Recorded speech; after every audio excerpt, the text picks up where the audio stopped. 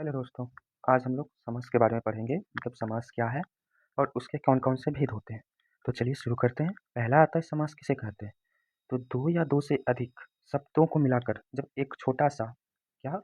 2 या 2 से अधिक शब्दों को मिलाकर जब एक छोटा-सा और सार्थक शब्द बनता है, तो उसे समास कहते हैं। फिर से सुन लीजिए, 2 या 2 से अधिक शब्दों को मिलाकर एक छोटा-सा सार्थक शब्द बनता है, उसे समास कहते हैं। हम लोगों ने बच्चों में ये भी पढ़ा है, जो 2 या 2 से अधिक पदों के मेल से जो विकार उत्पन्न होता है, उसे भी समास कहते हैं। तो पद का मतलब शब्द ही होता है, ठीक है? चलिए इसका उदाहरण पे चलते हैं। राजा का पुत्र, तो देखिए राजा का पुत्र, यह 3 शब्द को मिला के एक राजपुत्र बनाया जा रहा है। वन में बास, यहाँ पे भी 3 शब्द मिला के एक वनवास बनाया जा रहा है। ग्राम को गया, ग्रामागमन, इसको देखो यहाँ पे अनेक शब्द को मिलाकर एक शब्द बनाए जा रहे हैं, यही हमारा समास कहलाता है। अब क्या होता है, समास में जो नए शब्द बनते हैं, उन्हें हम समस्त पद कहते हैं और जो उनके अलग-अलग शब्द बनते हैं, उन्हें समास विग्रह कहते हैं। मतलब इसमें जो आप देख रहे हो राजपुत्र, वनवास, ग्रामगमन, ये हमारा समस्त पद है और उनके अलग-अलग शब्द जैसे राजा का पुत्र, वन में बास, ग्राम को गया, ये हमारा समास विग्रह है। तो चलिए आगे चलते हैं। अब देखिए, अब हमारा यहाँ पे आ जाता है समास के प्रमुख भेद। तो आपको पता होगा समास के प्रमुख 6 भेद हैं। अव्ययी भाव समास, तत्पुरुष समास, कर्मधारय समास, द्वंद्व समास, द्विगु समास, बहुव्रीहि समास। अव्ययी भाव समास का उदाहरण होता है जैसे कि यथाशक्ति, प्रतिदिन, तत्पुरुष का राजपुत्र, वनवास, कर्मधारय का नीलकमल, महापुरुष, द्वंद्व का माता पिता, दिन रात, द्विगु का त्रिलोकी, सप्तऋषि, बहुव्रीहि का चतुर्भुज, दशानन। तो समास के मुख्यतः 6 भेद होते हैं। अव्ययी भाव समास, तत्पुरुष समास, कर्मधारय समास, द्वंद्व समास, द्विगु समास, बहुव्रीहि समास। अब चलिए कुछ इंपॉर्टेंट पॉइंट्स पे नज़र डालते हैं। हमारा जो ये संधि होता है, वो बिल्कुल समास के जैसा ही दिखता है, बट संधि समास में एक ही अंतर होता है, जो संधि में वर्ण का मेल होता है और समास में शब्दों का मेल होता है। यहाँ पे आप देख रहे हो वर्ण मतलब अक्षर और यहाँ पे शब्द, दोनों में यही अंतर है। संधि में वर्ण का मेल होगा, समास में शब्द का मेल होगा। जैसे नीचे देखो आप, संधि के उदाहरण में देव जोड़ आल है, यहाँ पे अ और आ का मिलके देवालय बन रहा है।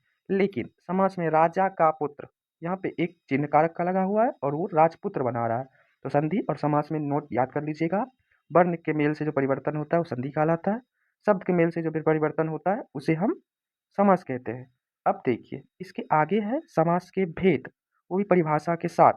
तो समास के 6 भेद हमने पढ़े हैं, उसमें सबसे पहला आता है अव्ययी भाव समास। अव्ययी भाव समास क्या होता है? तो जिस समास का पहला पद अव्यय हो और समस्त पद अव्यय की तरह प्रयुक्त हो, मतलब यह किसी की विशेषता बतलाता है। आपने उपसर्ग के बारे में पढ़ा होगा, जो शब्द किसी शब्द के आगे लगकर उसके अर्थ में परिवर्तन कर दे, तो वही काम ये यहाँ पे हो रहा है। अव्ययी भाव समास में ये किसी शब्द की विशेषता बतला रहा है, मतलब अव्यय कर रहा है। जिस समास का पहला पद अव्यय हो और समस्त पद अव्यय की तरह प्रयुक्त हो, उसे अव्ययी भाव समास कहते हैं। जैसे प्रतिदिन, प्रत्येक दिन, यथाशक्ति, शक्ति के अनुसार, भरपेट, पेट भर। इसमें आप देख रहे हो ये प्रति, ये यथा, ये भर, ये सब अव्यय का काम कर रहा है। मतलब दिन का मतलब कुछ और हो गया, प्रति लगा देने पे वो प्रतिदिन मतलब एक फिक्स टाइम हो गया उसका। शक्ति का मतलब कुछ और हो गया, यथा मतलब हो गया उसके अनुसार, शक्ति के अनुसार। पेट का मतलब एक मानव शरीर का अंग हो गया और भर लगा दिया तो भर पेट मतलब खाना के रूप में इसमें दिखाया गया है। तो ये आप समझ गए, अव्ययी भाव समास में पहला पद क्या होता है? अव्यय होता है और ये दूसरे पद का अर्थ बदल देता है, मतलब उपसर्ग की तरह वो काम करना शुरू कर देता है। नेक्स्ट दूसरा हमारा आता है तत्पुरुष समास। तत्पुरुष समास जो होता है, इसका दूसरा पद प्रधान होता है, उसे तत्पुरुष समास कहते हैं। मतलब देखो यहाँ पे लिखा हुआ है राजा का पुत्र, राजपुत्र, यहाँ पे लिखा है वन में बास, वनवास, गृह में प्रवेश, गृह प्रवेश। ये दूसरा पद मतलब हो गया पुत्र, वास, प्रवेश, इसका। और एक ये भी याद रखिएगा आप, इसके जो बीच का शब्द को जोड़ने वाले होते हैं वो कारक चिन्ह होते हैं, का, में, से। तो तत्पुरुष समास किसे कहेंगे? जिस समास में उत्तर पद अर्थात दूसरा पद प्रधान होता है, उसे तत्पुरुष समास कहते हैं। राजा का पुत्र, राजपुत्र, वनवास, वन में वास, गृह प्रवेश, गृह में प्रवेश, इस तरह से बहुत सारे होते हैं। तो ये हमारा दूसरा समास हो गया। तीसरा समास हमारा आता है कर्मधारय समास। तीसरा समास कौन सा है? कर्मधारय समास। जिस समास में विशेषण और विशेष्य का संबंध हो, जिस समास में विशेषण और विशेष संबंध हो, अर्थात दोनों पद की ही प्रधानता हो, उसे कर्मधारय समास कहते हैं। ये दोनों मिलके एक ही शब्द का बोध कराते हैं। ऊपर हमने क्या पढ़ा था? अव्ययी भाव समास जो होता है, आगे का शब्द उपसर्ग का काम करता है। किस चीज़ का काम करता है? उपसर्ग का काम करता है। लेकिन कर्मधारय समास में क्या होता है? आगे का शब्द हमारा ये और ये ये सब के सब हमारे विशेष और विशेषण का काम करते हैं। जैसे देखो नीलकमल, कमल है लेकिन नीला है, पुरुष है लेकिन महान है, मिर्च है लेकिन काली है। तो कर्मधारय समास और अव्ययी भाव समास सुनने में एक जैसे है, लेकिन एक में अव्यय का बोध होता है, एक में विशेष विशेषण।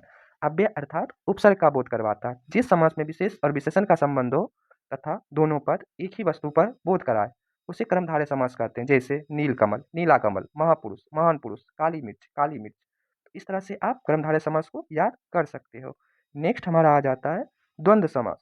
द्वंद्व समास, द्वंद्व समास में क्या होता है, उनके बीच और आदि का भाव होता है। जिस समास में दोनों पद समान रूप से प्रधान हो, जैसे माता पिता मतलब माता और पिता, दिन रात मतलब दिन और रात, सुख दुख मतलब सुख और दुख। लेकिन एक बात याद रखना आप, जब एक जैसे शब्द आ जाए फिर वो द्वंद्व समास नहीं होता है। आप राह राह, धीरे धीरे, ये सब विशेषण के रूप में आ जाते हैं, ये द्वंद्व समास नहीं होगा। द्वंद्व समास वही समास होंगे जो दो शब्द को जोड़ता है। कौन सा दो शब्द? जो दो शब्द अलग अलग हो अर्थात विपरीत अर्थात विलोम हो। जैसे माता पिता, दिन रात, सुख दुख। तो द्वंद्व समास किसे कहेंगे? जिस समास में दोनों पद समान रूप से प्रधान हो और उनके बीच और तथा आदि का भाव हो उसे द्वंद्व समास कहते हैं। जैसे माता पिता, दिन रात, सुख दुख, बीच में आप देख लो एक बस डैश का मतलब दिया हुआ है। उसके बाद हमारा आ जाता है द्विगु समास। द्विगु समास जो होता है वो हमारा संख्या का बोध कराता है। मतलब पहला संख्या का बोध हो, मतलब कोई भी शब्द आप पढ़ो और उस शब्द के पहले जो होता है संख्यावाचक हो जाए तो वो हमारा द्विगु समास होता है। जैसे त्रिलोकी, तीन लोगों का समूह, यहाँ पे तीन देख लो हमारा संख्यावाचक है। सात ऋषियों का समूह सप्तर्षि, यहाँ पे सात हमारा द्विगु समास है। पंचवटी, पांच बटों का समूह, यह हमारा द्विगु समास है। अब नेक्स्ट पे चलते हैं हम और लास्ट पे चलते, ये है बहुब्रीहि समास। ये क्या होता है? जिस शब्द में कोई भी पद प्रधान नहीं होता है, कोई भी पद प्रधान नहीं होता है, मतलब सभी शब्द मिलकर एक नए शब्द का निर्माण कर देते हैं, वो हमारा होता है बहुब्रीहि समास। जैसे दशानन, दस मुख वाला अर्थात रावण। चतुर्भुज, चार भुजाओं वाला अर्थात विष्णु। नीलकंठ, नीला कंठ वाला अर्थात शिव। तो आप देख लो बहुब्रीहि समास, जिस समास में कोई भी पद प्रधान नहीं होता है, सिर्फ वो क्या करेगा, एक नए शब्द को जन्म देगा। द्विगु समास हमारा संख्यावाचक होगा। द्वंद्व समास हमारा विपरीत शब्द होंगे जो आपस में तथा और के साथ जुड़ जाएंगे। कर्मधारय समास क्या होगा? जिसमें विशेषण का बोध होगा, किसी शब्द के पहले विशेषण का बोध होगा, वो कर्मधारय होगा। तत्पुरुष क्या होगा? जिसमें दूसरा पद प्रधान होगा और बीच में कारक चिन्ह आएंगे।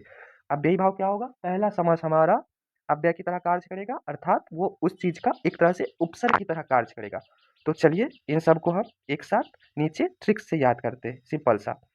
अव्ययी भाव समास हमारा पहला पद अव्यय है। तत्पुरुष समास हमारा दूसरा पद प्रधान है। कर्मधारय समास विशेषण का बोध कराएगा। द्वंद्व समास दोनों पद प्रधान होंगे। द्विगु समास पहला पद प्रधान होगा और बहुब्रीहि समास एक नए शब्द को जन्म देगा, एक नए शब्द को जन्म देगा। तो याद हो जाएगा आपको, अव्यय भाव समास, तत्पुरुष समास, कर्मधारय समास, द्वंद्व समास, द्विगु समास, बहुब्रीहि समास। कैसे हुआ? अव्ययी भाव समास पहला पद अव्यय, तत्पुरुष समास दूसरा पद प्रधान, कर्मधारय समास विशेषण और विशेष्य का बोध कराए, द्वंद्व समास दोनों पद प्रधान, द्विगु समास संख्यावाचक पढ़ना, बहुब्रीहि तीसरे का बोध कराए। तो इसमें आपका तीन सबसे आसान है। द्वंद्व समास में दोनों पद की प्रधानता होती है, लेकिन कहाँ होती है? जहाँ पे वो हमारा विपरीत शब्द का बोध कराए। द्विगु समास संख्यावाचक होता है। बहुब्रीहि समास स्पेशल अर्थ देता है अर्थात में एक नए शब्द को जन्म देता है। ये तीनों आपको उंगलियों पर याद हो गए। तत्पुरुष समास भी आसान है, जिसके बीच कारक का चिन्ह आ जाए वो हमारा तत्पुरुष समास हो जाएगा। ये कंफ्यूजन में हमें अव्ययी भाव और कर्मधारय डालते हैं। कर्मधारय में पहले विशेषण आता है किसी शब्द के पहले।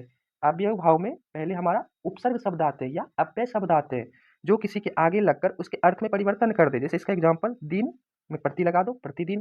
कर्मधारय में आप देख सकते हो नीला कमल मतलब नील कमल, ये अर्थात अर्थात बना दे रहा है कर्मधारय, ठीक है।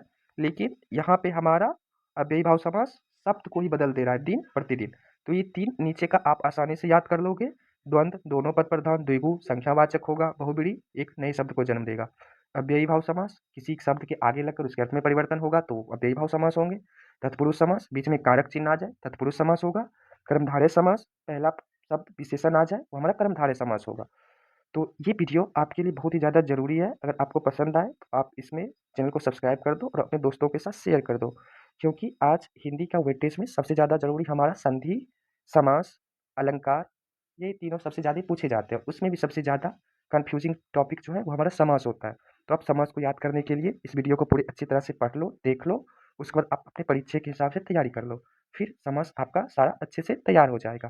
तो समास किसे कहते हैं, समास कितने प्रकार के होते हैं, समास के 6 भेदों के परिभाषा क्या होते हैं, उसके कुछ उदाहरण, इसका प्रैक्टिस कर लो आप, समास की काम खत्म।